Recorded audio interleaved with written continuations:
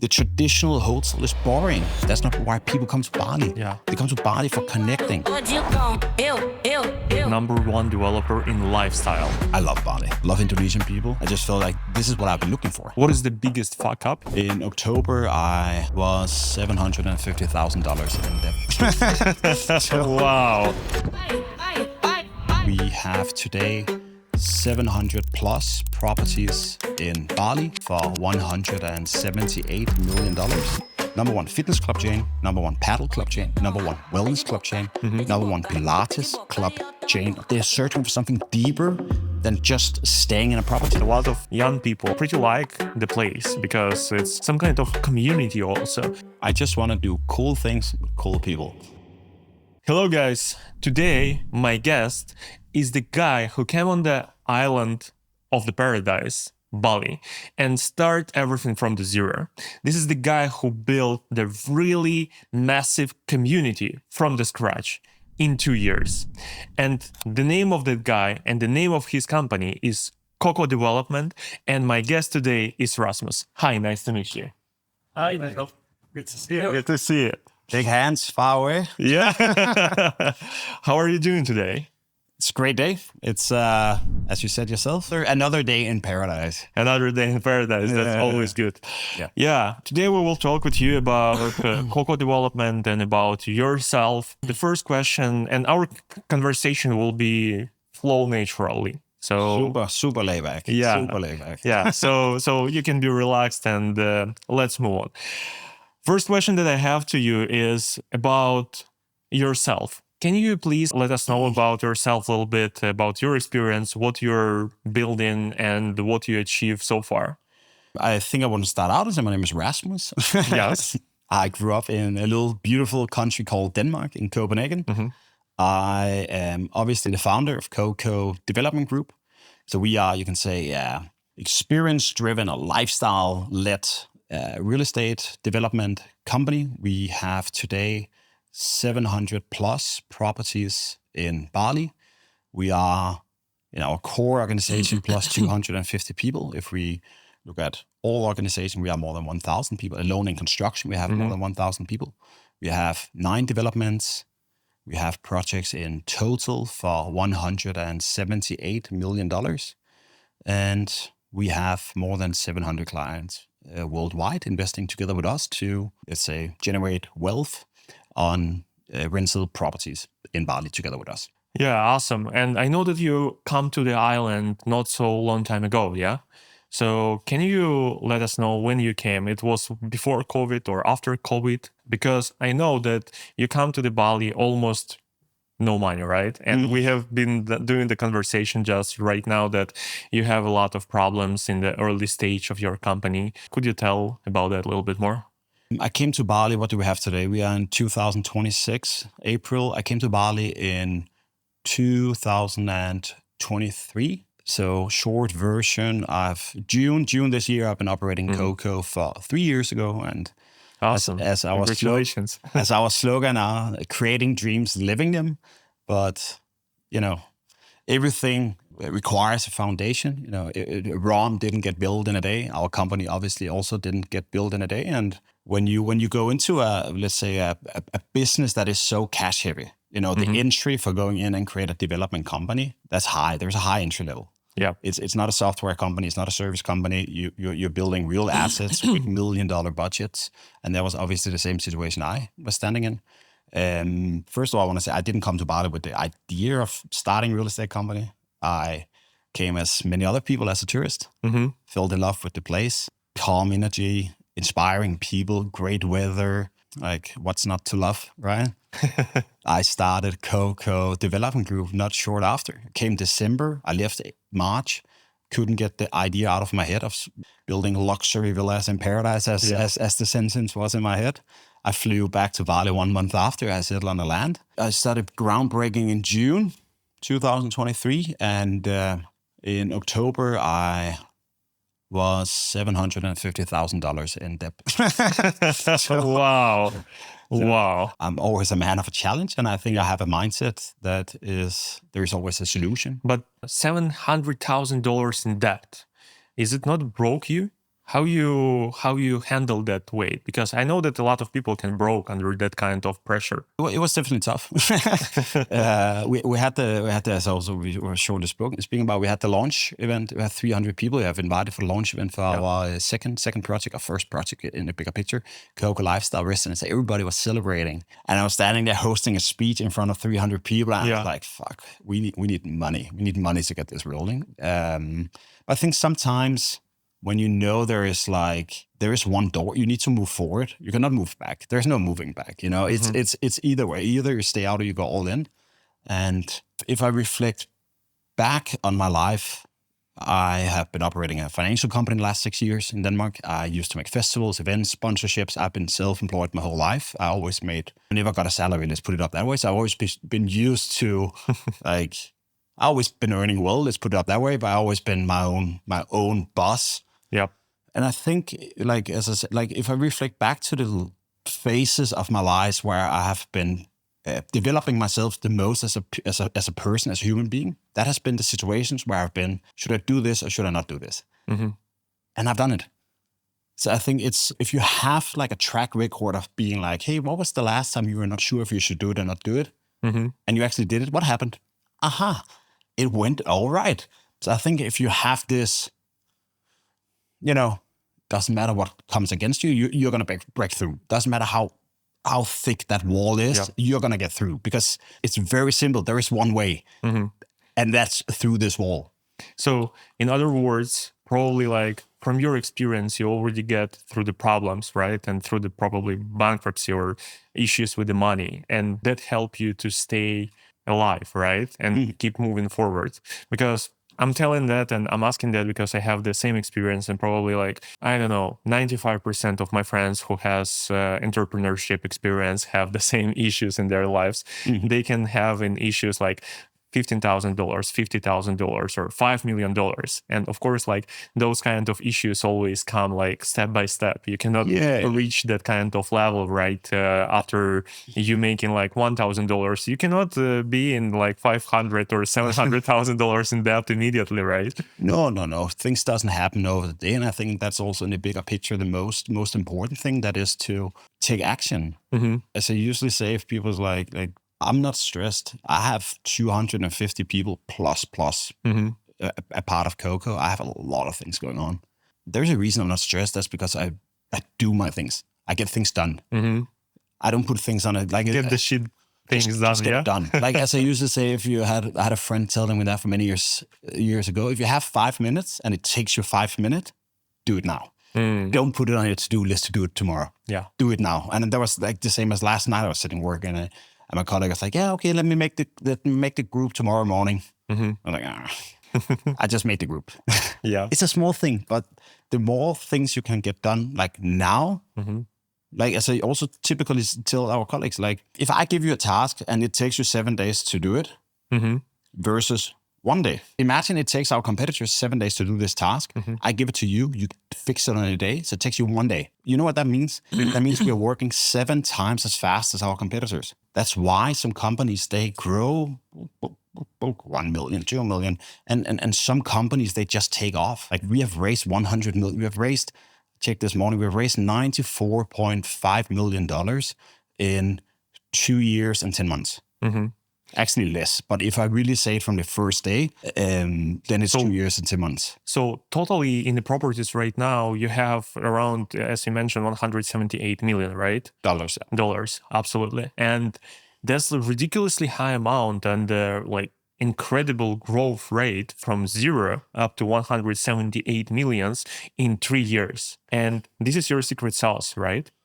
We made $60 million in our second annual financial year. Made $60.5 million in our second financial year, and it's also back to coming to Bali with nothing. I came with a lot of experience. I've been running a very successful, if I should say myself, financial company where business is simple. Whatever you do, things, if you understand it, then things are simple. But if I should describe what is business about, it's about 2 things. It's about communication and it's about calculation. It's about understanding your back end and understand that everything is a calculation it's a budget, or whatever. Like it's numbers, Mm-hmm. and then it's communication. It's people you have in your internal team that you deliver a message to that they understand, so they understand what they need to do. And then it's externally, it's marketing, that whatever product or whatever service you're offering, that the consumer, the customer, with other words, understand the value proposition, understand what you offer, etc., etc. That's it. That's the value chain. You have a front end, you have a back end, very simplified, explained. If you're good at numbers and if you're good at communication, you can go very, very, very far. Yeah, actually, I see that from the marketing perspective, Coco right now positioning itself like number one developer in lifestyle. Yeah. Can you explain a little bit better what does it mean? A sentence we create a reason to stay. That's what I typically say. And if I should compare it, then I think I want to compare it with, imagine you're in Dubai and you build a big casino. And next to this casino, you build a lot of properties. Yeah. Now there is a reason to stay in these properties. A lot of people are going to stay in these properties because they want to experience the casino. You have created a reason to stay. It's a little bit the same thought process we work after. We're investing hundreds of millions of dollars into building a brand called Azuria, which is a little bit like a Tivoli. You can call it a Tivoli. Let's call it a Tivoli. It's a park of entertainment. It's a park of lifestyle. It's number one fitness club chain. We're building number one fitness club chain in Bali, and in Indonesia, we are expanding into Lombok now. Number one fitness club chain, number one paddle club chain, number one wellness club chain, number one Pilates club chain, or Pilates brand, co-working, and properties. Back to the casino.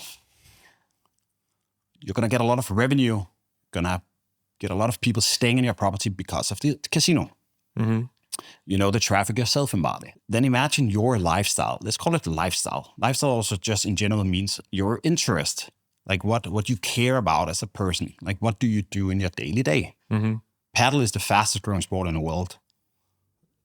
Occupancy rate for all paddle clubs in Bali is like extremely high. Short version, paddle is extremely popular. There's a lot of people who likes to play paddle. Fitness has always been very, very, very popular. Fitness, wellness, Pilates is super, super, super big for women's. So in other words, it's like you creating the brand for the innovative people, for the modern people who is taking care of them, who want to have like healthy lifestyle and at the same time some kind of entertainment. Yeah. We're creating an ecosystem. Imagine you have 1,000 members in your fitness club and you have 100 properties next to it. And these people, they love this fitness club. They come there every single day. Do you think they want to live close by, or do you think they want to live 30 minutes away? They want to live, of course, close they want to by. live next by. If this is their favorite place in Bali, where they come every single day to have cocktails, to gym, to go to wellness, maybe play a paddle match, well, then you want to live next door. So we are gathering around the full circle, like the full life cycle of the lifestyle of our audience. So can I generalize it by saying that you're creating an attraction points first, and then you're creating the properties around.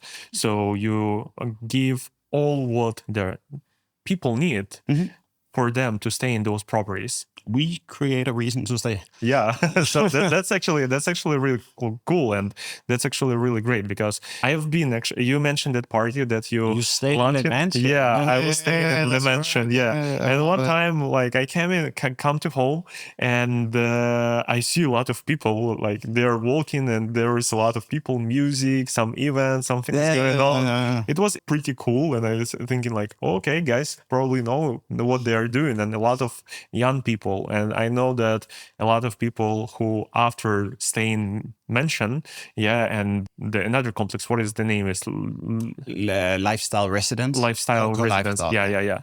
So they pretty like the place because it's some kind of community also. And that's combine people together so they can interact, communicate, and have some fun to get together. I typically call it the third space. The same as if you reflect about yourself, in general, people, where does people meet each other? If you look back to the 80s, like over the last 40 years, imagine a bar. A bar became a concept that we have a bar, we go down on a bar, we're doing a beer. It's not about the beer. It's about communication. It's about communication. It's about socializing, right? It's the same as going in a co-working. You can work from home. Come on.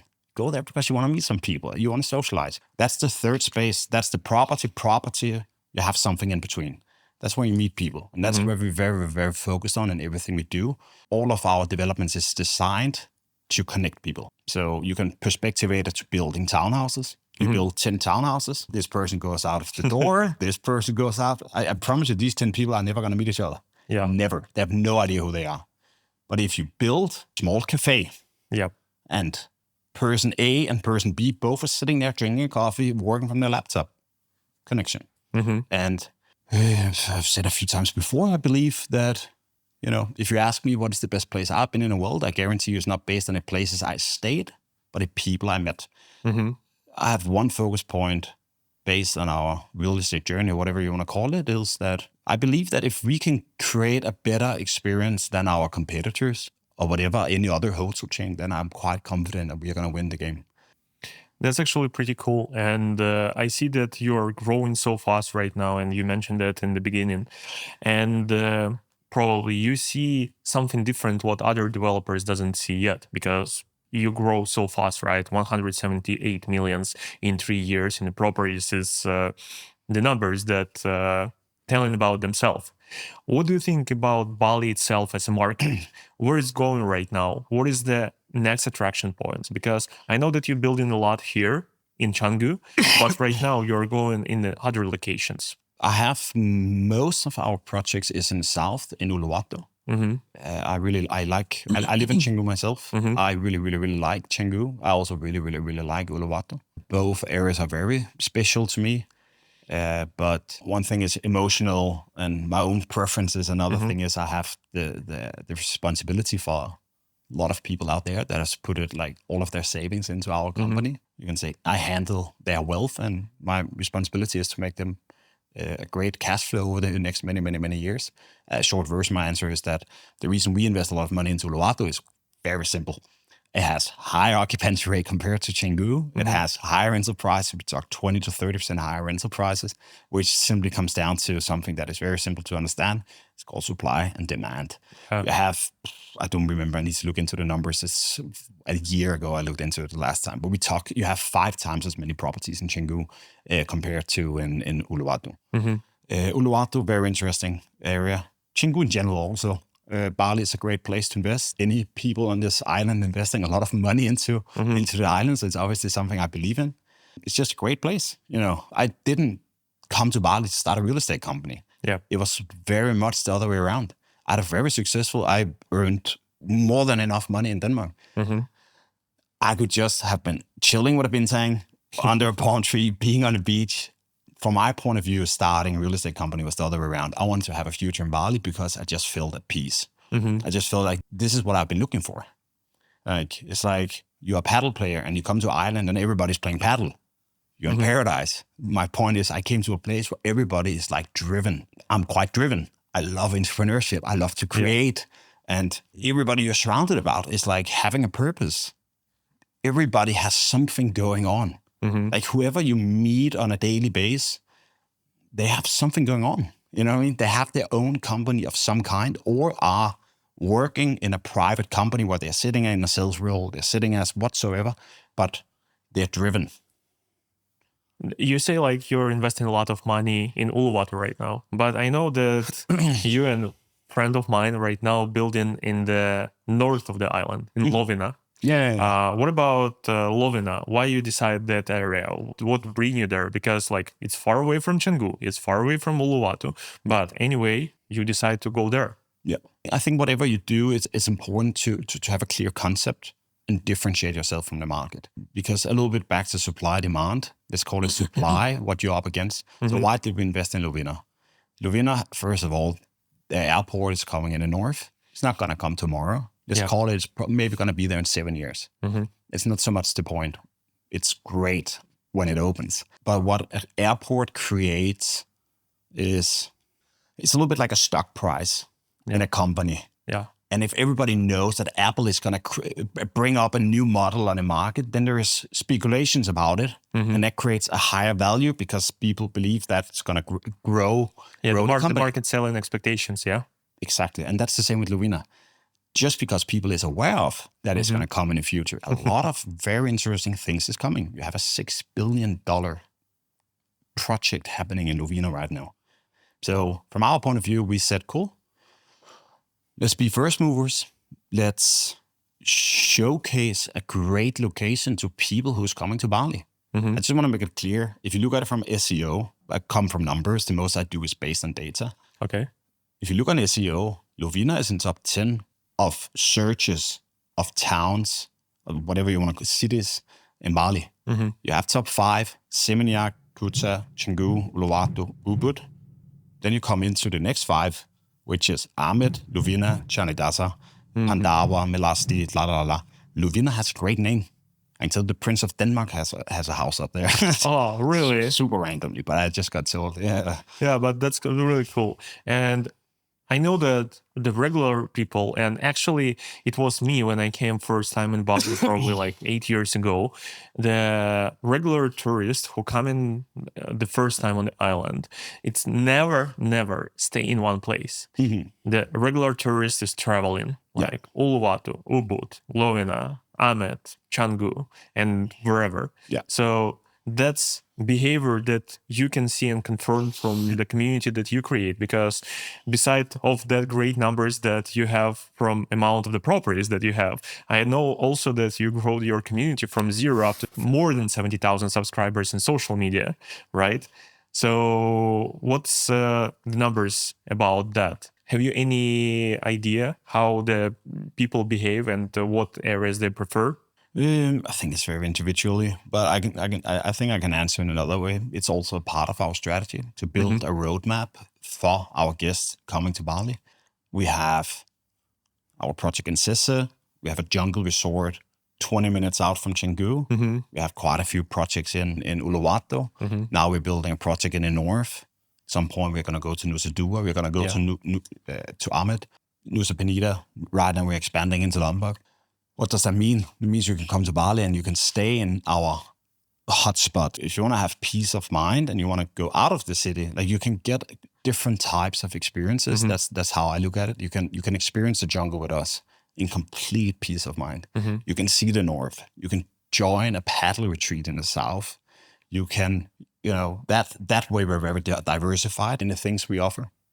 Okay, and you have for all of those properties, you will have like one management company, or you hiring the different management companies, but just create like the group of the properties that the map, as you mentioned. So I have my partner Steven, who's the director of Bali Nest. So they manage, but we do it. Let's say I'm more like we're sitting in the same company, so they are external company handling the management, but we work as an internal team. Let's put it up that way. So their name also Coco Management, or they're called Bali Nest Villas, but we sit in the same. So they are core specialists in management. So they do also management of all kinds of other properties. Okay. But they, believe it or not, we are their biggest client to do. And then from a marketing point of view, that's where I can really, let's say, increase. So I work a lot on like growing our revenue. Let's put it up that way. Can I assume that kind of statement that you decide not focus on the two things at the same time? Because I know that a lot of developers here in Bali have the management companies and development company, and you just decide to focus on the development that you can do better and give the better quality, better results, and so on for the investors, right?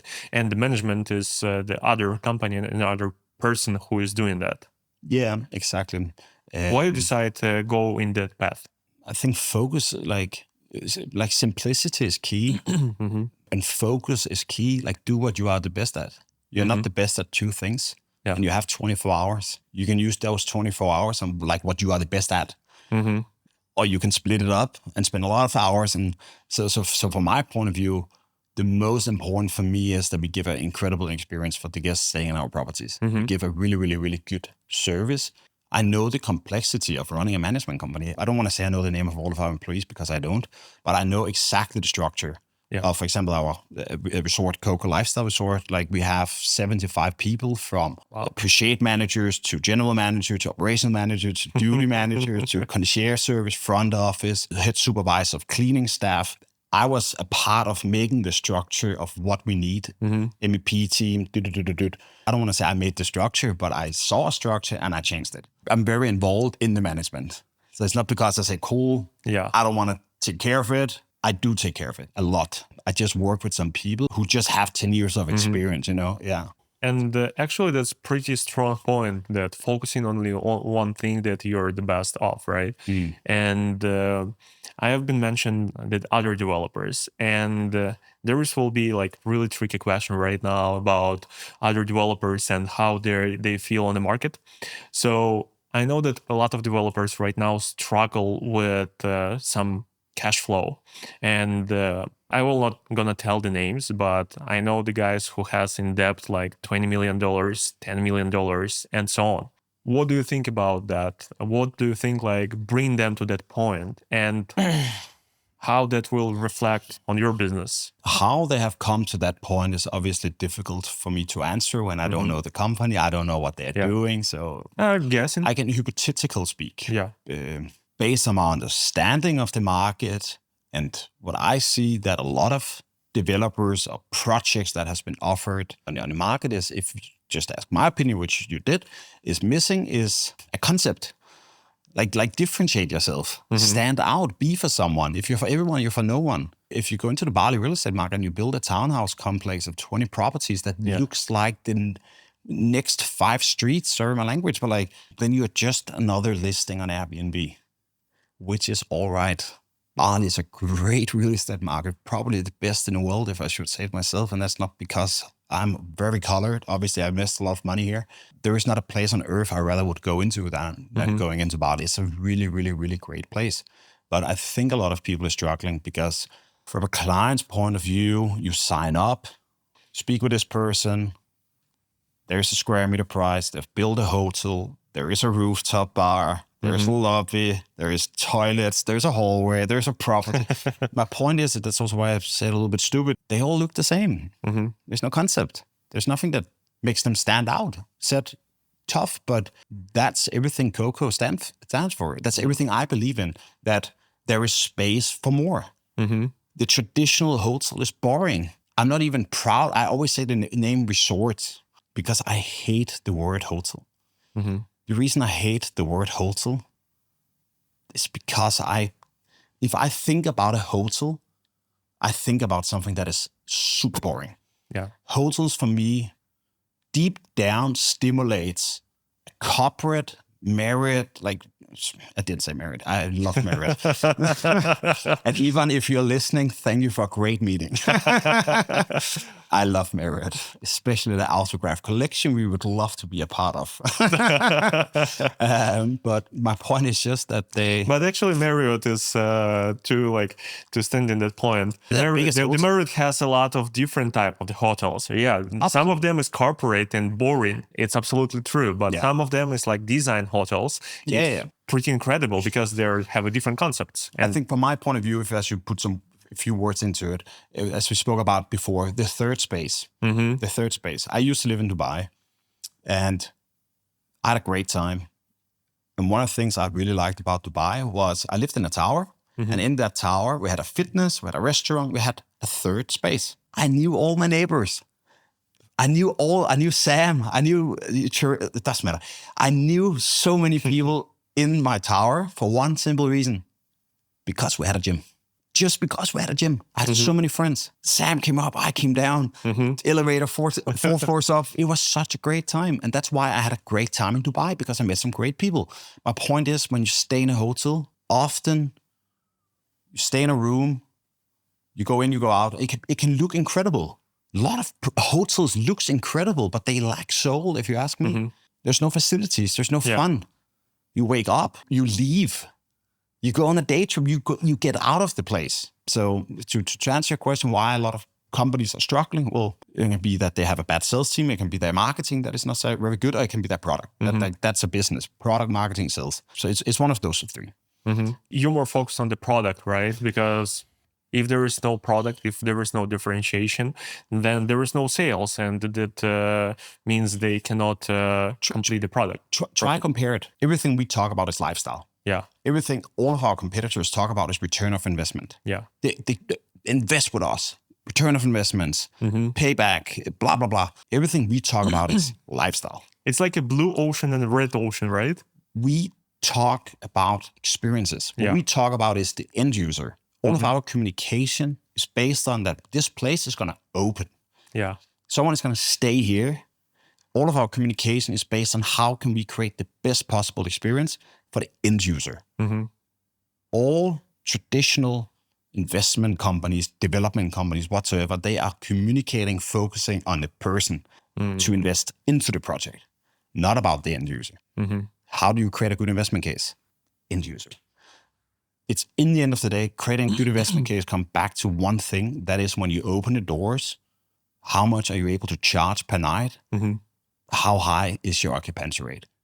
I can tell you that just in the last 4 days, we've had almost 200 people texting us privately because they want to book our place. We had whatever video on Instagram that went viral. I'm not even joking. We had 400 people signing up to apply to stay. And that's because we're good in communication when it comes to like emotional triggers. Like we understand that people are searching for connections, memories, story to tell. They're searching for something deeper than just staying in a property. That's not why people come to Bali. Yeah. They come to Bali for connecting, for having a great time. They're not coming for staying in a hotel room. That's not where the magic happens. Absolutely. Magic happens on the sunsets, on the sunrises. It can happen in the hotel room as well. But after the sunset. But first, like it's very simple. It's sunset, it's ginseng, it's... Yeah. Yeah. And actually, that's really, really great concept because, in my opinion, somebody need to tell that to the market, that market should be more mature. And honestly, the second question is about that side. Yeah, I really appreciate that you share your own opinion and what makes you stronger. And do you see any reflections of the problems on the island with other developers? Is reflected on you somehow, or you don't feel it too much? I have to be honest. Yeah, I'm too busy looking at my own. I'm too busy looking at my own grass. I have no idea what is happening in the garden of my neighbor. I don't have a TV. Yeah, I don't sit and scroll on Instagram daily. Yeah. I have to be honest. I don't follow my competitors very much. Actually, that's honest answer, and that's really good. That's my honest answer. I know more or less the most companies on the island, from Sunny Development Group, Alex Villas, Vida Development Group, Park, Magnum, whatsoever, Breik, whatever there is a company, Loyo. I know all of them, and I obviously look at what they do and I reflect and I say, cool, I think they do really good on this point from a technical standpoint, or from the web design, or from how they positionate themselves, or the sizes or the prices of their property, the location they develop in. I study. If you want to be the fastest man in the world to run, well, look at who is the fastest man in the run and study what is he doing, you know? Yeah. You don't go in the kitchen, like just look at who is the best, right? Absolutely. So obviously that's the recipe to success. I think a lot of companies in Bali is doing great. Before it maybe sound a little bit like I think people suck. I don't think so. I think a lot of companies in Bali is doing great from an architectural point of view. Bali is a great, when it comes to design, the level in Bali, I think that's maybe also a bit of my point. Designs in Bali is just of a certain level quite high. Yeah. Like people do good. Mediterranean, the Bohemian, or the more minimalistic luxury, like clean lines. It's a great level. You know, also a lot of Russians are developing here. Great projects. Ukrainian, Russians, architects from there. So I'm working myself with Anastasia, for example. Like, yeah, I know her. It's like Ukrainians are in general, like when it comes to like just graphic design, like web design, applications, architect, like such a fucking level, you know. Probably she will see that video. So Sai Architects, right? Sai Architect, Anastasia, you are a legend. It's really a pleasure to work with you. Yeah, we will place some small advertisement. To summarize, first, focus on your product. Second, don't look at what your neighbor is doing. Just probably study if he's doing well, and then make reflection and do better whatever you can do better, and the focus on the final customer, not on the investor, because I see that a lot of people right now selling investments here, and that's why they struggle. They compete with each other. Their leads has become so hard to reach. They become so expensive. And when you're focusing on the other things like you did, right, for the lifestyle, buy the property for yourself, and etc., investors come in by themselves because they see the different approach and they come in on a different idea. They can see that property will be with a high occupancy and they will generate high ROI, not because you selling that to them, because you're selling the idea of staying in your properties and building like all environments and infrastructure.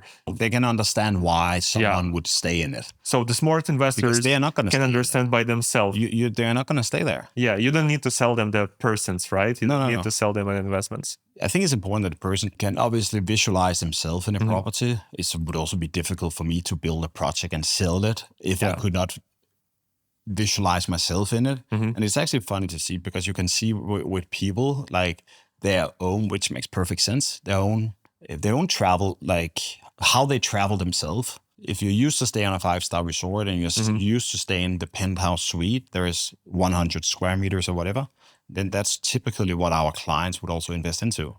They would not invest into a studio because they would not stay in the studio themselves when they travel, right? So that way it's important people obviously can see themselves in it because then they understand, that's the target group. Because from their reality, that's something they can reflect to. Yeah.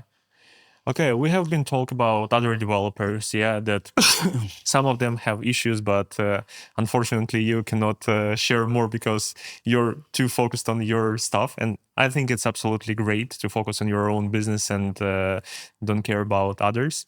But what about your personal fuck-ups? Like, what is the biggest fuck-up for the last 3 years, in your opinion? I had a podcast with some guys for a very long time ago, and I just remember they asked me something similar, like, what is my biggest mistake? And I just remember I'm very good at communicating. I like to talk. I'm, I would say, quite down to earth, try to be as natural as possible. But as I also said to them, it's quite interesting that nothing really comes to my mind. But I think that's a mindset thing, that it's not really a mistake. Like, we're human beings. Yeah. I said it to my girl yesterday as well. Like, I said, hey, it's okay. Something with like a sign that needed to be on a beam, but the beams is not the same size on all floors. Yeah. So now this sign is too big here because the beam is small. And I said, baby, that's super. That's okay. That's expected. It's normal. Yeah. Mistakes happen.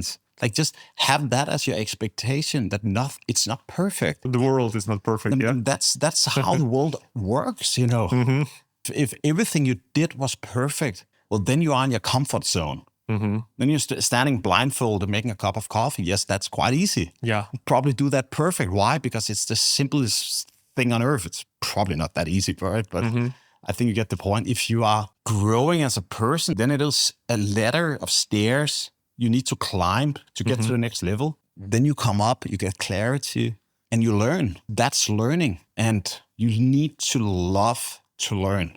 I love to learn.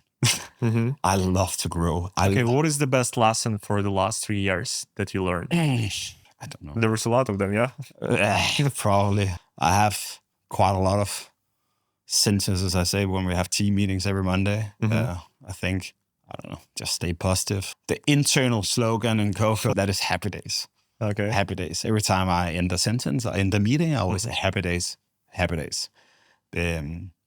So I think in general, stay positive, like as my legal team asked me the other day, like, how are you feeling? I thought I was feeling great. I always feel great. And I said to them, if a person asks me in Mart, like, hello, how are you? I said, I'm great. You know why? Because I chose to.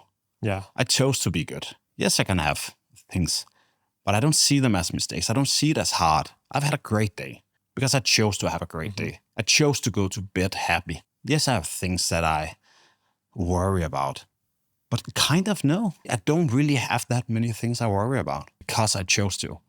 So I think that would probably be my best advice. Don't get me wrong. Easier said than done. I've been in business since I was 12. Made my first company when I was 16. That's 14 years ago. When I was younger, I could have one thing going and I couldn't stop thinking about that thing. I could not focus on anything else before this thing was solved. But as you continue growing as a person and you learn to have 5 things in the air. Mm-hmm. At some point, you learn to have 1,000 things in the air and it doesn't stress you. So you mentioned that you, for the first time, come to the business at 12. Yeah? Yeah. Yeah. What have you do in when you was 12 years old? I was about to say a bad joke. I was robbing banks. No, I was not. I don't know where that came from. I was selling secondhand luxury goods. Okay. Louis Vuitton, Gucci, Canada Goose jackets. I've sold 300 plus Canada Goose jackets. Very simple. I bought a jacket online, secondhand.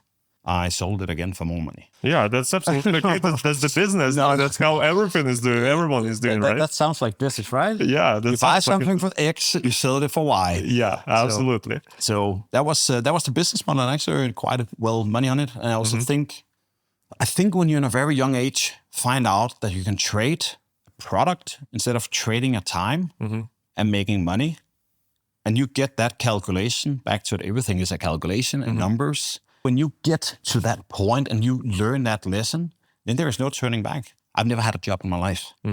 I made $100 per hour selling secondhand. I could make $200 per hour. Yeah. I made $200 in profit roughly when I sold a jacket. I bought it for $200. I sold it for $400. Something similar to those numbers. A little bit less maybe. Maybe I made $150 in profit. But if I really calculated my hour, I had to go and buy it.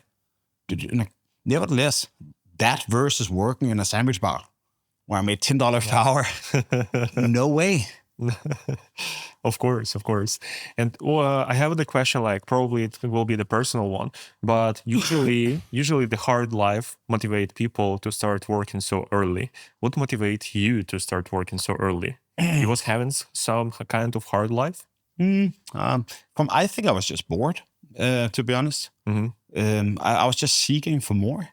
In the 4th grade, when I was 10 years old, something like that, I got offered to move up to the 5th grade because, let's say, I was the smartest kid in my class. When we had Danish class and we had to read a book, I had read the whole book before it came back to me when I had mathematics, and I was bored, and then I made problems. Then I was sitting with paper flies, and I got kicked out from the door. That year, I got offered to move 1 grade up to get more challenge. You know what also happened? I also ended up getting kicked out. I've been kicked out of 7 different schools. Oh, really? Yeah. Because you're making the problems? We can call it that, yeah. So I think I was just bored. I was just seeking for more. I was sitting in a classroom, 8 hours per day or whatever you sit in a classroom. Do you have university degree? I kind of have. I have a bachelor, proficient bachelor. But I can tell you how much I was in school. Zero. In 2 years, I was probably in school 10% of the time. And I can tell you I got top grades in more or less everything. Not because look at me, but because what I did before I had to go to the exam. You have a PowerPoint where you can see all the slides for the year. And I went in, and in a few days, I just read all the slides for the year. And then I had... But it took me 10% of the time compared to sitting in a class for 2 hours listening to a guy walking through 8 different pages, and it takes forever. I had an event company. I had other things going on. It was just boring. Like set friendly, it was just going too slow. I didn't have patience for it. I don't have I can tell you how my calendar looks like today. I have close to 0 meetings in a month. I have very few meetings. Very, very, very few. I do a lot of voice notes. I do a lot of Loom videos. I attend very few meetings. I have an executive assistant. She has 5 assistants. I have a lot of different teams, from sales team to marketing team. And in marketing team, we have a PR team. We have an event team. We have an influencer team. We have... But I never attend the meetings. I follow up. I look at recaps and stuff like that. But it just takes too long. And many times I don't like meetings. I think they're ineffective. You don't wanna spend the necessary time. How many times have you been sitting in a meeting where you have been speaking about strategies and take over the world for 2 hours, right? What happens after 2-hour meetings like that? People, they go to lunch. People, they are so tired in their head, and then they do something else, and then they take it, and then they put it somewhere. and you have 6 people who have discussed this, and potentially It's 12 hours of work. the responsibility for this task never got given 100% to any of them. So the things falls in a little bit in between everybody, and nothing gets done. So what is your approach to managing the company? Higher management people. Higher management people? Yeah. I have a chief marketing operator. We have a few CMOs, and I have operational directors. So I have a lot of people like. So your entrepreneurship style is like more like Elon Musk. He also say like, if you don't want to attend the meeting, you don't need to, right? No, he says that. Yeah. I saw a couple of times that he say like, if you feel yourself not comfortable in the meeting, or you feel yourself that you don't need to be here, just go from the meeting. Don't need to tell anyone. But I think that's a very good approach. Like, time is money, and I think that has to be a slogan from Elon Musk, that your task is to do what anyone else is not able to do. If someone else is able to do it, then it's not your job. Yeah. Then you should have hired another person to do it. And that's what I mainly do. I recruit. So let's say we are 250 people in core organization, Coco Development Group, and we started the company for, let's say, roughly 150 weeks ago, 3 years. It means we have an average since day one hired almost 2 people in average every single week. Every single week of the year, we have hired a person. So that's the importance. If you want to build a big tower, you need a big tower. How you looking for the best people who you can hire? It very much depends, on what you're looking for. We have everything from pre-shade managers, we have interior designers, we have architects, we have construction managers, quality controllers. But the question is about probably, do you have BHR department, or the people coming by themselves from your social medias? We have an HR department. We post a lot on Instagram. It really works well. We have plus 70,000 people following us. It's a little bit depends on what you're searching for. If you're searching for people who's foreigners, Instagram, WhatsApp groups, we also have great community there. Works really well. If we're looking for Indonesians, Job Street is very good. We have a lot of job posts up. I think we have 15 job posts at the moment. Yeah. So that works very well. And then typically we would have our HR department look it through. We take out, depending, let's say it's a graphic designer, just to make something easy. Then we take 5-7 candidates out. Then we take them through. We take them through a test. Then we look at the test results. If we have 3 we think is good, then we would, move forward with one of those 3. As simple as that. Something like that, yeah? Yeah, okay. The one more thing that I would like to come to is the market itself. Because I see that regulation is changing right now on the market. Market become more mature.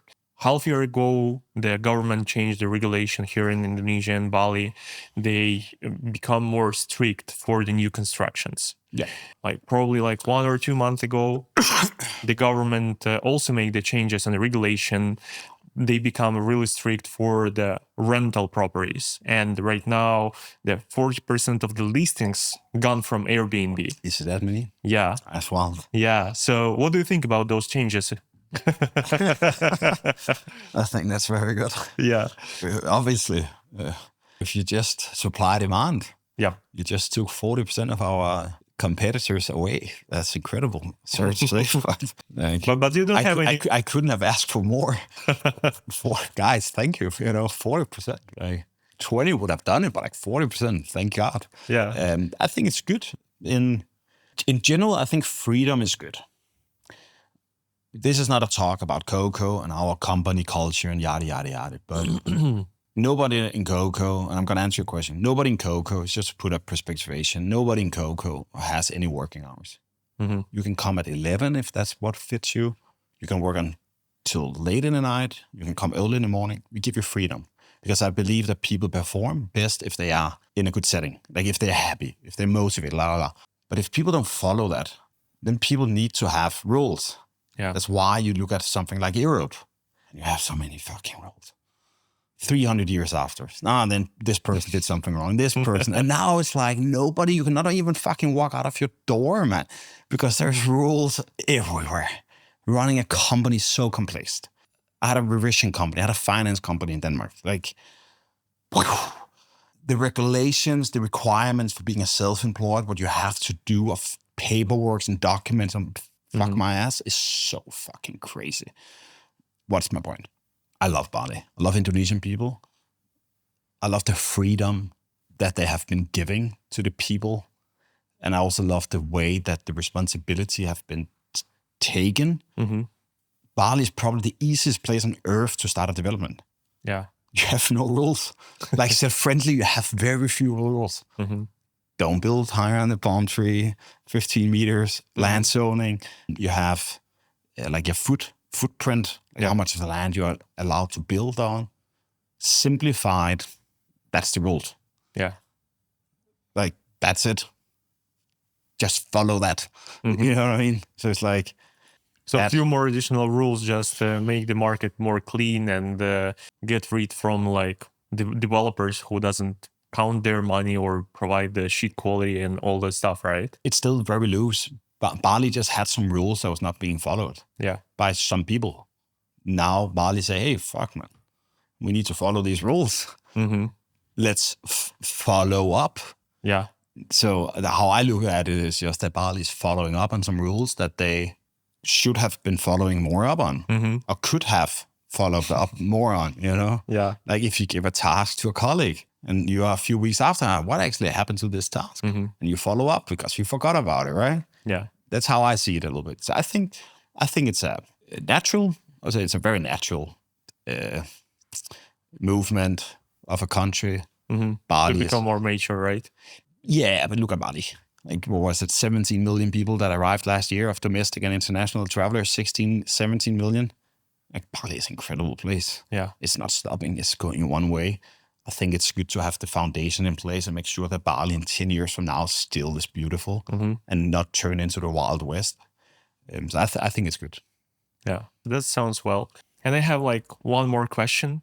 Probably like every person who building such incredible things that you are doing and who is growing so fast have the dreams that going far away from what you have right now. What is your dream and what you plan to achieve in the next 5, 10, 15, maybe 50 years? I think it's a good question. I'm not sure if I'm ever going to stop. I think that's... it's probably like the entrepreneurship mentality. Yeah. I'm not driven by money. I've never been driven by money. I love to learn. I love to create. I love to meet extremely talented people. One that comes to my mind is Shelly, I have met, who is our interior designer, who's just an incredible sharp person. When she speaks about design, materials, you're just like, fuck. She knows what she's talking about on a very fucking high level. And that's incredible. That is incredible to get the opportunity to work with people who is so talented. I want to go abroad. Can tell you I'm in the process of raising $100 million right now in debt financing to expand the brand of Azuria and Coco abroad. Next step is we move into Lombok to expand the brand of Azuria, fitness club chain, paddle club chain, Pilates, #1 place to live in Bali or in Indonesia. That means if you have a fitness subscription to Azuria in Bali, you can go to Lombok and also stay in Lombok. You can use the same fitness subscription, right? Gives us some benefits, gives us a reason to stay, right? Yeah. So I potentially, let's call it that, not potentially, the plan is to go to expand abroad at some point when we're ready for it. Bali is a great place. Lombok is a great place. You have a lot of similar islands. Yeah. Not similar, but you have a lot of other interesting islands. So I don't want to expand just because it sounds cool. International brand. I want to expand when it makes sense to expand. And it makes sense to expand when I say it makes sense. But at some point, expand it to other locations. I could definitely see Azuria in Italy. Wow. I could definitely see it in major cities in Europe, in Barcelona. Imagine this, you had a hotel where people could live long-term living. So price-wise, It could be for anything from students to entrepreneurs, but you're on a price level where people can live on a monthly basis. It's not tourist focused, but it's like long-term living. And you create third spaces in that living where you have a gym, you have a wellness, potentially have a paddle club, you have co-working space, you have Pilates, you have community managers or whatever you want to call it, who's running this hotel as a serviced apartment you live in, where there's experiences and you just live together with your best friends. When I say best friends, it's not because it doesn't need to be for people who are 24. That's not our target group. This is also for Thomas on 40, who could live there with his family and meet another family. I have one vision, that is to bring as many people as possible together. It's not just teenagers. A family coming to Bali. I was in Greece as a kid. I've been in many places with my family, but I was in Greece with my family as a kid. And I can tell you why I remember that. Because my family met this other family. And we became good friends. I became friends with the little kid. Don't remember his name today. It's 30 years ago almost, right? 26 years ago. But I remember that because a memory is quite simple. Memory is created by two things, emotions plus information. So same with a smell. You can smell something and it can bring you back to your ex-girlfriend or a location or whatever a memory back in time. I believe we can change the world in many ways based on the way we want to design spaces. So I think that's on a top bar, something I'm very motivated about. Same as you see in Dubai. Yeah. The tower I was referring back to before, right? That was great. Absolutely. I think we can do that too. But not here in Bali because you cannot build too high. But actually, that's a really good point, and that's what we start from. And I like that you always talking about people, about who is surrounding you, because probably that's really matter for you. Something that you are already built and something that you would like to achieve in the future is like great things. I absolutely agree with you to to be surrounded by the brilliant and genius people is always something incredible because you can speak with them, their conversations become more valuable, deep, and honest. Yeah. That's where we start from. And that's what you start from that podcast. I just want to do cool things with cool people. I said that to a brand agency when we started working. That's cool. If you in a few months don't think this budget fits you, you just let me know. Happy to pay more. I just want to create something super cool. I just want to create cool things with cool people. That's what I told Ida and Andre. Not Adrian. Andre. Adrian is our other colleague. Yeah. Guys, that was the podcast with the Rasmus Holst, the amazing guy who is building something incredible and trying to surround himself with incredible people.